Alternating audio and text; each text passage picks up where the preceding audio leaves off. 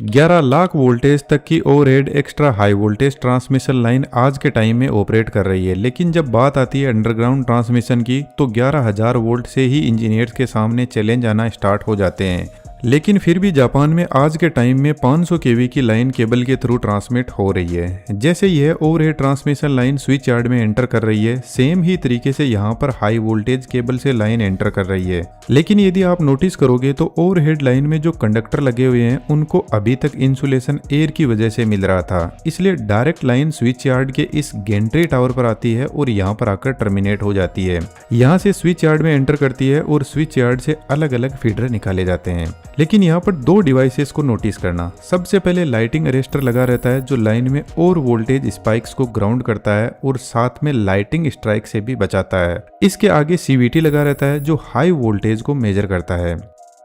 अब सेम ही तरीके से लाइन केबल से आ रही है, लेकिन केबल में अभी तक कंडक्टर को इंसुलेशन एक क्लोज्ड सरफेस में मिल रहा था और जैसे ही लाइन स्विच यार्ड पर पहुंचती है तो अब कंडक्टर ओपन में आ जाता है, यानी अब उसके पास में एयर इंसुलेशन है। तो यहाँ पर इंसुलेशन का मीडियम चेंज हो रहा है और यही केबल टर्मिनेशन का एक बड़ा चैलेंज बनता है। तो लाइफ में चैलेंज तो तब भी आता है जब हमारे पास में कोई स्किल्स ना हो, सिर्फ हम डिपेंड हो किसी दूसरे पर किसी जॉब या काम के लिए।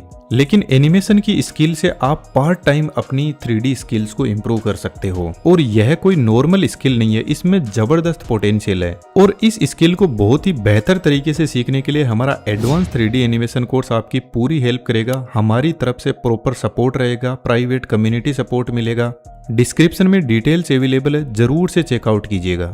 जब हम केबल के कंडक्टर को कट करते हैं तो इसकी जो शार्प कटिंग एजेज है वहां पर जबरदस्त इलेक्ट्रिक फील्ड कंसंट्रेट होने लगता है और यदि इस फील्ड को हमने मैनेज नहीं किया तो केबल के अराउंड जो इंसुलेशन है वह डैमेज होने लगता है, जिसकी वजह से कंडक्टर ग्राउंड के कांटेक्ट में आ जाएगा और एक मेजर फॉल्ट हो जाएगा। इसको थोड़ा डिटेल से समझते हैं। केबल की डिजाइन के साथ में केबल की कोर में इसका कंडक्टर होता है जो स्मॉल थिन कंडक्टर से बना होता है। अब यहाँ पर छोटे छोटे थिन कंडक्टर इसलिए यूज नहीं होते कि केबल को हम फ्लेक्सिबल बना सकें, उसके पीछे रीजन है करंट का बिहेवियर। यदि हम एक सॉलिड रोड जैसा कंडक्टर बनाएं तो करंट हमेशा कंडक्टर के आउटर सरफेस पर ही फ्लो करता है और फ्रीक्वेंसी जैसे जैसे बढ़ती जाएगी वैसे वैसे करंट और ज्यादा आउटर सरफेस में फ्लो होने लगेगा।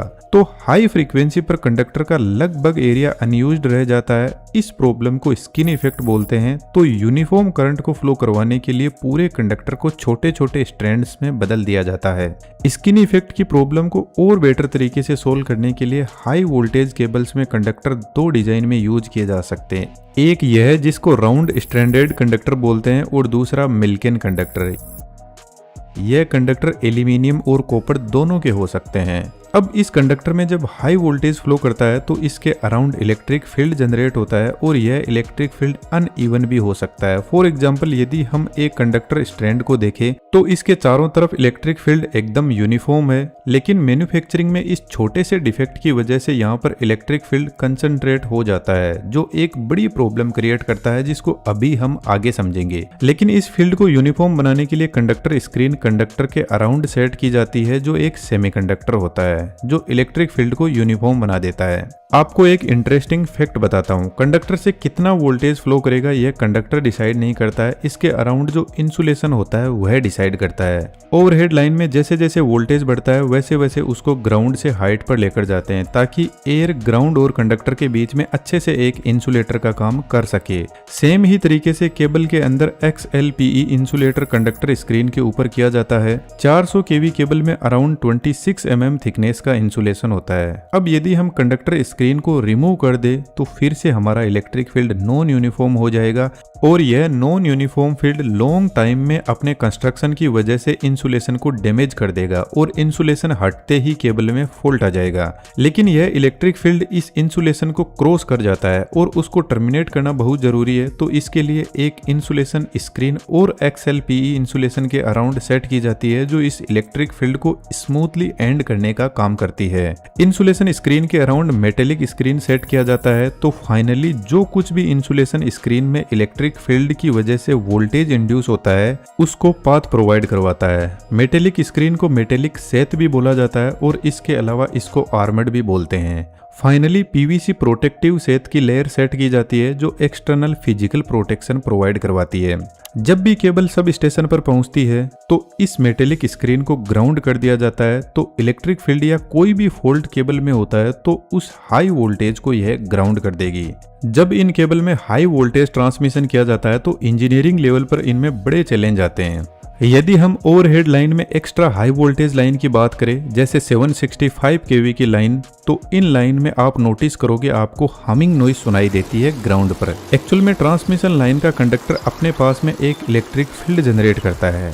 अब कंडक्टर के आसपास में एयर होती है और जनरली हम एयर को एक इंसुलेटर मानते हैं जिससे करंट फ्लो नहीं होता, लेकिन हाई वोल्टेज के फील्ड की वजह से एयर पार्टिकल चार्ज होने लगते हैं जिसकी वजह से हमिंग नॉइस आती है। यदि आप कंडक्टर से 1 फीट की दूरी पर हो तो भी आपको जबरदस्त इलेक्ट्रिक शॉक लग सकता है इस फील्ड की वजह से, और जैसे जैसे हम कंडक्टर से ग्राउंड पर आते जाएंगे वैसे वैसे यह इलेक्ट्रिक फील्ड रिड्यूस होता जाएगा, लेकिन फिर भी कुछ वोल्टेज जमीन पर जरूर पहुंचेगा। अब यदि आप ध्यान से देखोगे तो ट्रांसमिशन लाइन और ग्राउंड के बीच में एयर चार्ज हो गई है इलेक्ट्रिक फील्ड की वजह से, तो लाइन का कंडक्टर पॉजिटिव की तरह और ग्राउंड नेगेटिव की तरह काम करेगा। यदि हम थोड़ा ध्यान से नोटिस करें तो यहाँ हमें एक चार्ज कैपेसिटर दिखाई दे रहा है और यह चार्ज कैपेसिटर कैपेसिटिव इंटरफेरेंस को बढ़ा देता है, जिसकी वजह से रिसीविंग एंड पर जितना वोल्टेज हमने सेंड किया था उससे ज्यादा रिसीव होगा। वोल्टेज ज्यादा मिल रहा है तो अच्छी बात है, लेकिन एक बार थोड़ा केबल को देखते हैं। केबल में कंडक्टर और मेटेलिक स्क्रीन के बीच में XLPE इंसुलेटर का काम करता है, सेम जिस तरीके से ओवरहेड लाइन में एयर इंसुलेटर का काम कर रही थी, लेकिन केबल में इन दोनों के बीच में गैप बहुत कम है।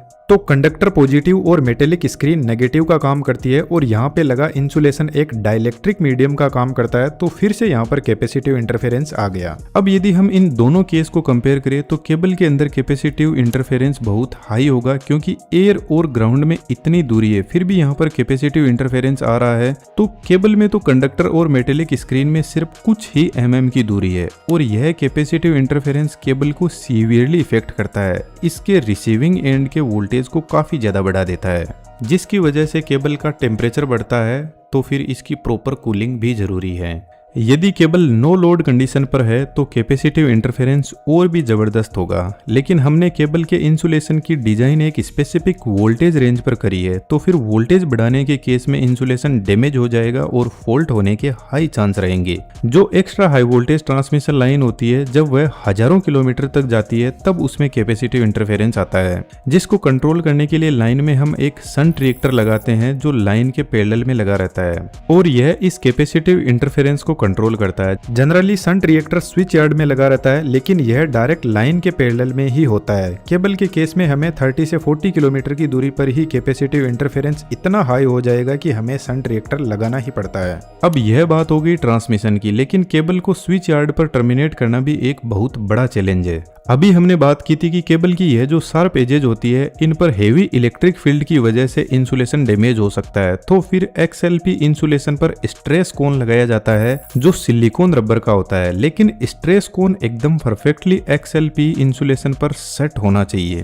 यदि इन दोनों के बीच में सिंगल एयर पार्टिकल या डस्ट रह गई तो फिर से यहाँ पर इलेक्ट्रिक फील्ड नॉन यूनिफॉर्म हो जाएगा, जो एक बड़ी प्रॉब्लम का कारण बनता है। अब यहाँ पर जो फील्ड लाइंस है स्ट्रेस कोन के इस पॉइंट पर जहाँ पर कोन इंसुलेशन को टच करता है वहाँ पर लगभग 100% होगी, और जैसे जैसे हम दूर जाते जाएंगे वैसे वैसे फील्ड लाइन रिड्यूस होती जाएगी। तो एक तरीके से कोई भी इंसुलेशन जो होता है वह वोल्टेज ग्रेडियंट बनाते हुए धीरे धीरे इस फील्ड को कंट्रोल करता है। यहाँ पर मेटेलिक सेट को सक्सेसफुली ग्राउंड करके फाइनली कंडक्टर स्क्रीन को रिमूव करके कंडक्टर को कनेक्टर में कनेक्ट किया जाता है। अब फाइनली स्ट्रेस कोन और कंडक्टर असेंबली के ऊपर एक्सटर्नल इंसुलेटर हाउसिंग को सेट किया जाता है। इंसुलेटर के अराउंड कोरोना रिंग होती है। अब देखा जाए तो इस टर्मिनल का भी यहाँ पर एंड हो रहा है और इसकी भी कुछ एजेज है, तो यहाँ पर भी फील्ड कंसंट्रेशन होता है, जिसकी वजह से रात के टाइम में आप नोटिस करोगे हल्के स्पार्क जनरेट होते हैं, जिसको कोरोना डिस्चार्ज बोला जाता है। तो कोरोना रिंग इस इलेक्ट्रिक फील्ड को अपने अंदर रीडिस्ट्रीब्यूट करके इस इलेक्ट्रिक फील्ड को खत्म करती है। अब यहाँ से लाइन कनेक्ट होती है स्विच यार्ड के इक्विपमेंट में, लेकिन आप नोटिस करोगे ओवरहेड ट्रांसमिशन लाइन में हमने एक इक्विपमेंट लगाया था लाइटिंग अरेस्टर, जो लाइटिंग स्ट्राइक को ग्राउंड करने का काम करता है, लेकिन केबल ट्रांसमिशन में तो ऐसी कोई प्रॉब्लम ही नहीं है। फिर भी यहाँ पर LA केबल के अंदर सर्ज आते हैं, उनको ग्राउंड करने का काम करता है। बाकी आगे की डिवाइसेस सभी सेम रहते हैं। जनरली केबल ट्रांसमिशन में वेव ट्रैप कम ही यूज करते हैं, क्योंकि हमने इस ट्रांसमिशन लाइन वाले वीडियो में बात की थी कि high voltage transmission line power के साथ में कुछ लिमिट तक डेटा भी ट्रांसफर करती है, और डेटा ट्रांसमिशन के लिए हमें हाई फ्रीक्वेंसी की नीड होती है, और जैसे जैसे फ्रीक्वेंसी बढ़ेगी वैसे वैसे स्किन इफेक्ट भी बढ़ेगा। तो हाई वोल्टेज के केस में केबल से डेटा कम ही ट्रांसफर करते हैं, इसके लिए सेपरेट मीडियम यूज किया जाता है। अंडरग्राउंड ट्रांसमिशन में केबल्स को राउट करना भी बहुत बड़ा चैलेंज होता है। कहीं पर ऐसे बड़े बड़े ट्रेंच बनाए जाते हैं, पर हम ऐसे शार्प टर्न नहीं दे सकते केबल को, अदरवाइज फिर से केबल के इंसुलेशन पर स्ट्रेस आएगा।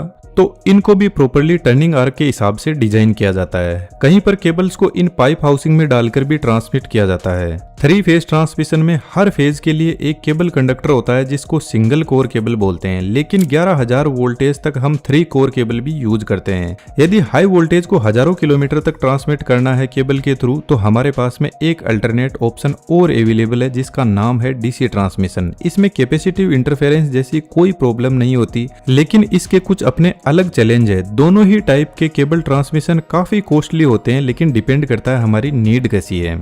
यदि 2 सिटीज के बीच में बहुत बड़ी रिवर आ रही है, या ओशियन में से लाइन लेकर जानी पड़ेगी, या फिर कुछ VIP कॉलोनीज होती है, वहां पर केबल ट्रांसमिशन यूज होता है। अब आपसे एक छोटा सा निवेदन है, यदि आप हमारे रेगुलर सब्सक्राइबर हो तो चैनल की मेंबरशिप के थ्रू हमें जरूर से सपोर्ट कीजिएगा। हमारा टेक्निकल कंटेंट आज के टाइम में स्ट्रगल कर रहा है। बाकी और भी ऐसे बेहतरीन वीडियोस हम लाते रहेंगे, चैनल को सब्सक्राइब जरूर से कीजिएगा। Thank you.